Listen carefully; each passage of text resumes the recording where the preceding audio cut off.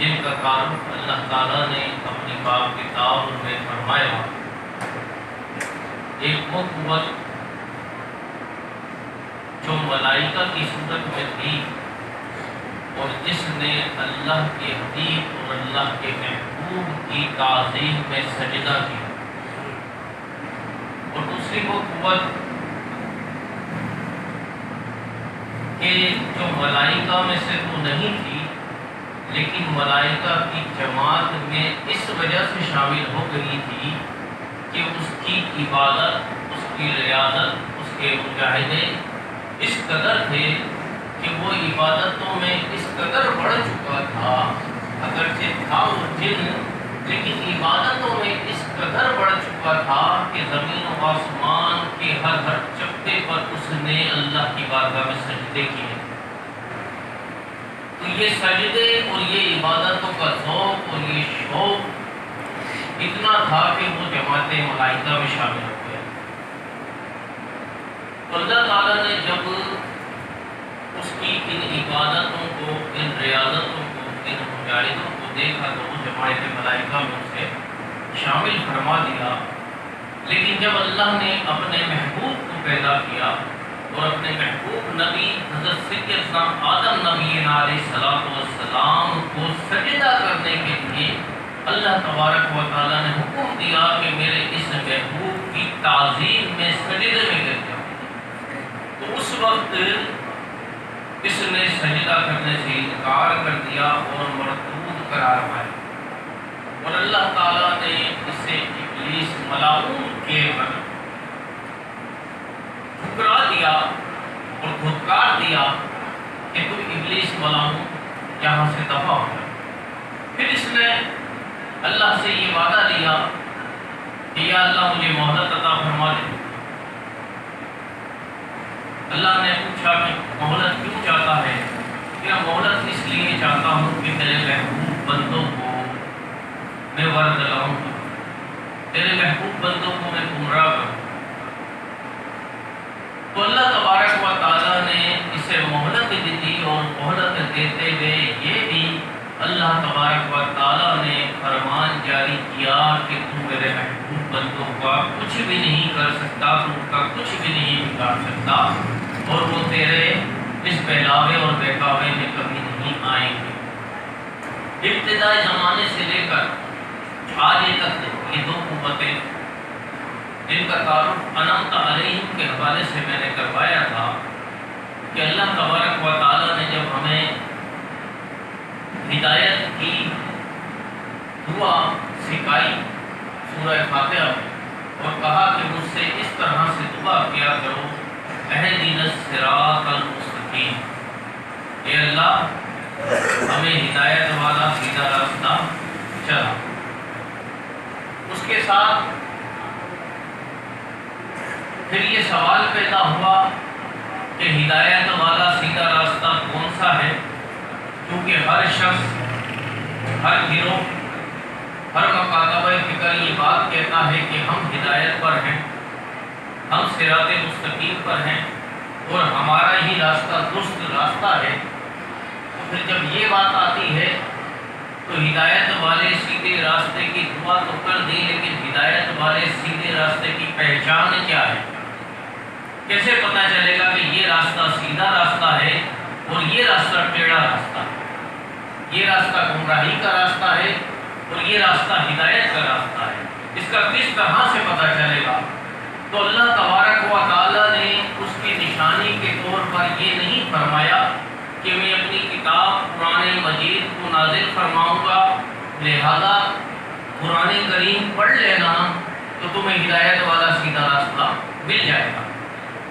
یہ نہیں فرمایا کہ میں اپنا نبی محمد مصطفیٰ صلی اللہ تعالی وسلم پیدا فرماؤں گا اور ان کے جو فرمودات قدسیہ ہوں گے ان فرمودات قدسیہ کو پڑھ لینا تو تمہیں ہدایت والا سیدھا راستہ مل جائے گا۔ ہدایت والے سیدھے راستے کے ساتھ اللہ تبارک و تعالیٰ نے ہماری رہنمائی کے لیے جو ہمیں نشانی بتائی، وہ نشانی یہ نہیں بتائی کہ میری کتاب پڑھ لینا، کیونکہ اللہ تبارک و تعالیٰ علیم بھی ہے اور خبیر بھی ہے۔ اسی کو معلوم تھا کہ میرا یہ دین وہاں تک جائے گا جہاں پر صرف عربی بولنے والے نہیں دوسری زبانیں بولنے والے لوگ بھی موجود ہوں گے، لہذا میری اس کتاب کو سمجھنے کے لیے انہیں اپنی زبانوں کا سہارا لینا پڑتا ہے، اور زبانوں کا سہارا لینے کے لیے کچھ ایسے لوگ بھی ہوں گے جو اس کتاب کے ترجمے، کیونکہ اللہ تعالیٰ نے اپنی کتاب کی حفاظت کا وعدہ تو فرمایا ہے کہ اللہ تبارک و تعالیٰ کی کتاب کے ایک حرف میں بھی کوئی ترمیم نہیں کر سکتا۔ کتاب جس طرح عربی زبان میں نازل ہوئی الحمدللہ تا قیامت اسی طرح سے رہے گی، کتاب میں کوئی ترمیم کی جرت بھی نہیں کر سکتا، کیونکہ حفاظت کا وعدہ میرے رب کا ہے۔ ہاں، جس طرح سے انجیل، جس طرح سے توراۃ اور زبور میں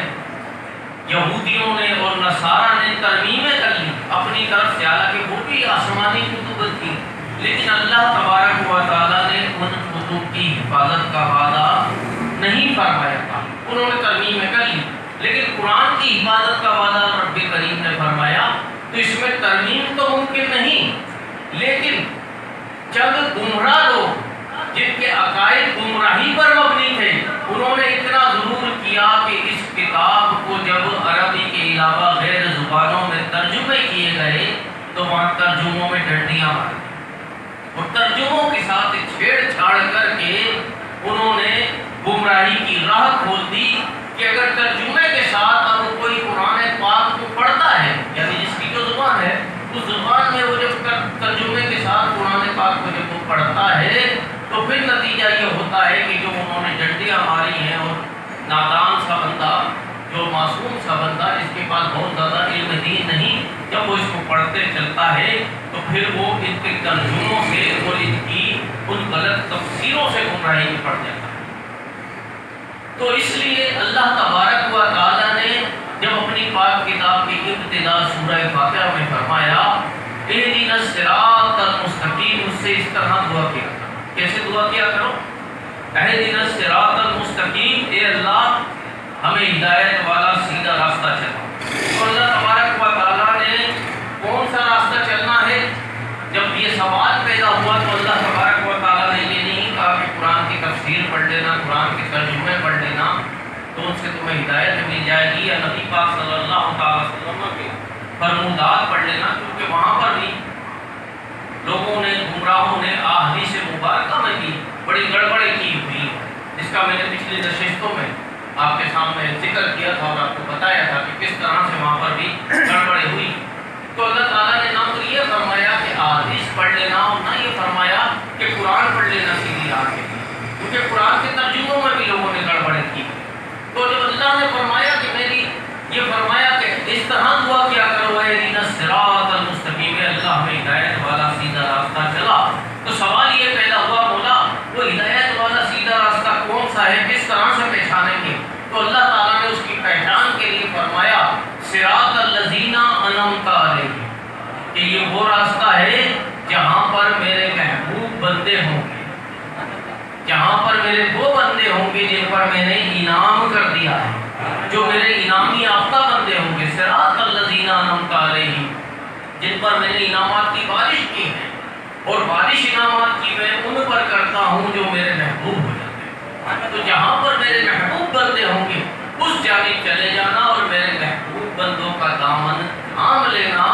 تو تم سیدھی راہ پا جاؤ گے، صراط مستقیم پر آ جاؤ گے۔ اور جہاں پر ان محبوب بندوں سے دور ہوئے اور ان محبوب بندوں کا دامن چھوڑا، جیسا کہ میں نے عرض کیا تھا پچھلی نشست میں کہ لوگ کہتے ہیں کہ جی باباؤں کا خدا اور ہے، کتابوں کا خدا اور لوگ باباؤں کے پیچھے پڑتے ہیں باباؤں، تو یہ بابا ہی ہیں کہ جنہوں نے ہمیں صراط مستقیم کی راہ پہ ڈالا ہوا ہے، اور اللہ نے ان باباؤں کا ہی راستہ ہمیں بتایا۔ اللہ کے علی محبوبہ نے خدا،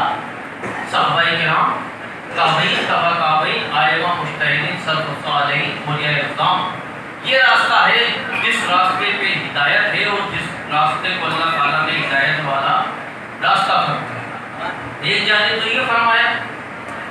صراط الذین انعمت علیہم، محبوبان خدا کے دامن تھام لینا جن پر میں نے انعامات کیے، اور ان کا راستہ تھام لینا تو انشاءاللہ ہدایت پائے گا۔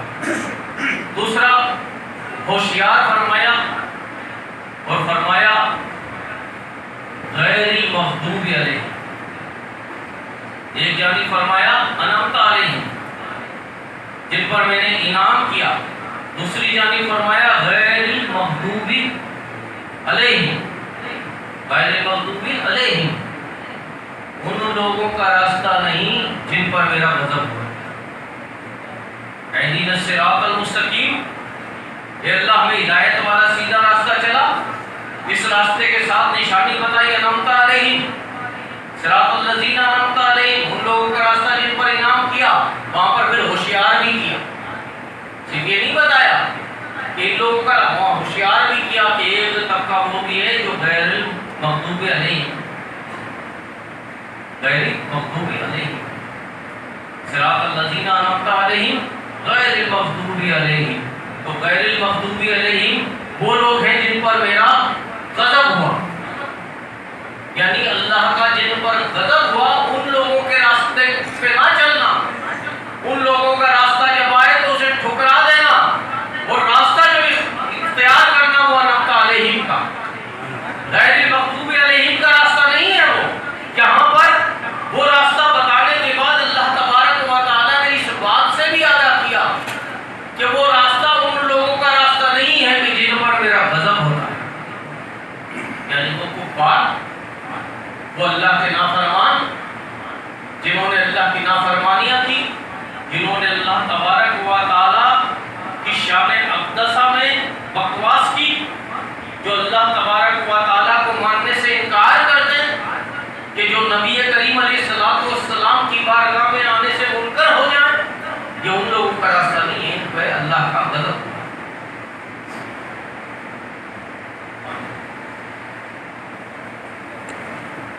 اب غیر المغضوب علیہم ان کا راستہ نہیں ہے جن پر اللہ کا غضب ہو۔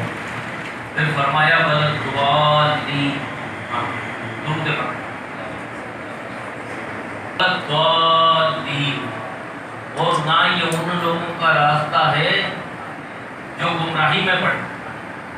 ان لوگوں کا راستہ بھی ایک راستہ وہ بتایا کہ جن پر میرا غضب ہوا یہ ان لوگوں کا راستہ بھی نہیں ہے، دوسرا وَلَضَّالِّينَ یہ گمراہوں کا راستہ بھی نہیں ہے، جو گمراہ ہوئے، ایک تو وہ جن پر غضب ہوا جو ایمان لے کر ہی نہیں آئے، جنہیں ایمان کی دولت حاصل ہی نہیں ہوئی، جو اللہ اور اس کے رسول سے جنگ کرتے رہے، یعنی کفار، ان پر اللہ کا غضب ہے، دنیا میں بھی غضب اور آخرت میں بھی غضب ہے، اور قبر میں برزخ میں بھی غضب ہوگا۔ اور ایک وَلَضَّالِّينَ وہ جو گمراہ ہوئے، یعنی اسلام میں تو آئے لیکن اسلام کا اتنا سا مزہ چکھا کہ نبی کریم علیہ السلام فرماتے ہیں کہ قرآن ان کے حلق سے نیچے نہیں اترے گا۔ آقا علیہ السلام نے فرمایا، صحابہ کرام کو خطاب فرماتے ہوئے کہ قرآن پڑھیں گے اور بہت خوبصورت قرآن پڑھیں گے، ایسا قرآن پڑھیں گے کہ تمہارا قرآن پڑھنا ان کے قرآن کے آگے شرمائے گا، تم اپنے قرآن پڑھنے کو ان کے قرآن پڑھنے پر حقیر جانو گے۔ کس سے خطاب فرما رہا ہے آقا علیہ السلام؟ صحابہ کرام، وہ جید ہستیاں، ہم سے نہیں ہے خطاب، ہم جیسے گناہگاروں سے نہیں، وہ جید ہستیاں جو نبی کریم علیہ السلام کے پہلو میں ہر وقت تشریف فرما ہوتے تھے، جنہوں نے براہ راست علم سینہ مصطفیٰ صلی اللہ علیہ وآلہ وسلم سے حاصل کیا تھا، ان ہستیوں سے اللہ تبارک و تعالیٰ کو نبی کریم علیہ السلام ارشاد فرما رہے ہیں کہ یہ وہ لوگ ہوں گے کہ جو ایسا قرآن پڑھیں گے، اتنا عالی شان قرآن پڑھیں گے، ایسی عمدہ تلاوت کریں گے کہ صحابہ کرام کو فرما رہے ہیں کہ تمہارا قرآن پڑھنا، ایک تم قرآن پڑھو گے، وہ قرآن پڑھیں گے، جب وہ قرآن پڑھیں گے تو تم اپنے قرآن پڑھنے کو ان کے قرآن پڑھنے کے آگے حقیر جانو گے، کم جانو گے، یار ہم تو ایسا خوبصورت نہیں پڑھ پائے، یہ کتنا خوبصورت پڑھا۔ لیکن آپ کا سر نے فرمایا دین سے یہ لوگ ایسے نکل جائیں گے، دین سے اس طرح طرح نکل، میری طرف توجہ، دین سے یہ لوگ اس طرح سے نکلے ہوئے ہوں گے جیسے تیر شکار سے نکل جاتا ہے، جیسے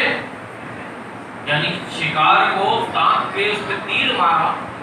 اور تیر شکار پر لگا اور شکار کو تھوڑا زخمی گھائل کرتے ہوئے تیر اسے چھو کے نکل گیا،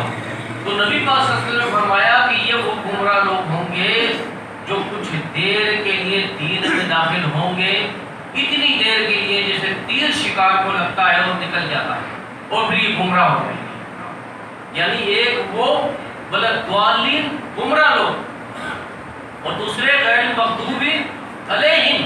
جن پر اللہ کا غضب ہوا، ان لوگوں کے راستے سے بچنا ہے اور انعمت علیہم کے راستے پر آنا ہے۔ صراط مستقیم یہ ہے کہ انعمت علیہم جو ہے، جو میرے محبوب ہیں، ان کے راستے کو، ان کے دامن کو پکڑ لو گے کہ یہ صراط مستقیم ہے، اور غیر المغضوب علیہم یعنی جن پر میرا غضب ہوا، ایک تو ان کا راستہ نہیں، پھر والضالین ان کا راستہ بھی نہیں جو گمراہ ہوئے، یعنی دین میں نبی پاک صلی اللہ علیہ وسلم نے فرما دیا کہ قرآن اتنا اعلیٰ پڑھیں گے، نبی پاک صلی اللہ علیہ وسلم نے فرمایا کہ ایسے روزے رکھیں گے کہ تمہارے روزے ان کے روزوں کے آگے شرمائیں گے، تو کہو گے یار اصل روزدار تو یہ ہے، واہ کتنے عالی شان جماعت تھی، کیسے روزے رکھتے ہیں؟ فرمایا ایسی نمازیں پڑھیں گے اور نمازوں میں اتنا متغیر رہیں گے کہ تم کہو گے یار ان کے اونچے اونچے پائچے اور ان کے حالات دیکھ کر تو معلوم ہوتا ہے کہ ان سے بڑا کوئی نماز ہی نہیں، ایسی نمازیں پڑھیں کہ آپ کی نمازیں شرمانے لگیں۔ کبھی یہ موقع ملا تو انشاءاللہ اس پورے اس موضوع پر ایک دو نشستیں کریں گے، لیکن ابھی موضوع یہ نہیں ہے۔ آقا علیہ السلام نے ان لوگوں کی بڑی نشانیاں بتائی کہ تمہارے میں ہی ہوں گے، مسلمان ہی ہوں گے، کلمہ ہی پڑھ رہے ہوں گے لا الہ الا اللہ محمد رسول اللہ، نمازیں بھی پڑھ رہے ہوں گے، تبلیغیں بھی کر رہے ہوں گے، دعوت توحید بھی بیان کر رہے ہوں گے، تمہارے درمیان میں ہی ہوں گے، مسلمان بھی کہلا رہے ہوں گے، لیکن اسلام سے ایسے نکل چکے ہوں گے جیسے تیر شکار سے نکل جاتا ہے، دین نہیں ہوگا۔ فرمایا قرآن اتنا عالی شان پڑھیں گے کہ تمہارا قرآن پڑھنا تم حقیر جانو گے اپنے قرآن کو، یعنی کم جانو گے ان کے قرآن پڑھنے کے آگے، لیکن قرآن ان کے حلق سے نیچے نہیں اترے گا، یعنی قرآن کی ہدایت ان کے دل میں پیوستہ نہیں ہوگی۔ پڑھیں گے بہت اچھے حسن قرأت کے مقابلے ہوں، تلاوت کے مقابلے ہوں، لیکن قرآن حلق سے نیچے نہیں اترے گا۔ یہ تمام چیزوں سے میرے پیارے نبی علیہ السلام ہمیں آگاہ آپ نے فرمایا کہ اسی انداز میں یہ لوگ آئیں گے۔ نبی پاک صلی اللہ علیہ وسلم کی بات اپنی ختم کرتا ہوں کیونکہ اپنی انتظامیہ کی طرف سے حکومت کی بہت مختصر خطاب ہونا چاہیے، 3 بجے ہماری جماعت ہو جانی چاہیے، ٹھیک ہے؟ میں ختم کرتا ہوں بات، آخری بات۔ نبی کریم علیہ السلام مال غنیمت تقسیم فرما رہے تھے، یعنی مال غنیمت آیا تھا، آپ تقسیم فرما رہے تھے۔ ایک شخص کھڑا ہو گیا، کھڑا ہو کر کہنے لگا اے اللہ کے رسول، آپ نے مال تقسیم کرانے میں انصاف نہیں کیا۔ نبی کریم علیہ السلام کا چہرہ غصے سے سرخ ہو گیا، آپ فرمانے لگے بدبخت، میں اللہ کا رسول اگر انصاف نہیں کروں گا تو پتہ ہے زمین پر انصاف اور کون کرے گا، اور کون انصاف کرے گا؟ کھڑا ہو گیا۔ حدیث کی کتب میں اس کا نام آیا ہے ہرقوس بن زہیر، اور ہرقوس بن زہیر اس کا نام آیا ہے۔ درود پڑھیں، اللہم صلی علی سیدنا محمد وعلی آل سیدنا محمد وبارک وسلم علیہ۔ ہرقوس بن زہیر اس کا نام تھا، اور ذوالخویسرہ کے لقب سے یہ پہچانا جاتا تھا، اس کے ہاتھ لمبے لمبے تھا، تو یہ اپنے لمبے لمبے ہاتھ چلا کر کہنے لگا اے اللہ کے رسول، تم نے انصاف نہیں کیا۔ نبی پاک صلی اللہ علیہ وسلم کا چہرہ غضبناک ہو گیا، آپ نے فرمایا بدبخت،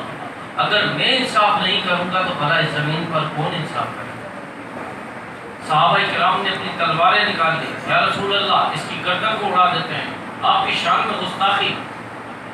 تو یہ پہلا گستاخ تھا جس نے نبی کریم علیہ السلام کے دربار میں گستاخی کی۔ صحابہ کرام تلواریں نکال لی اور اس کا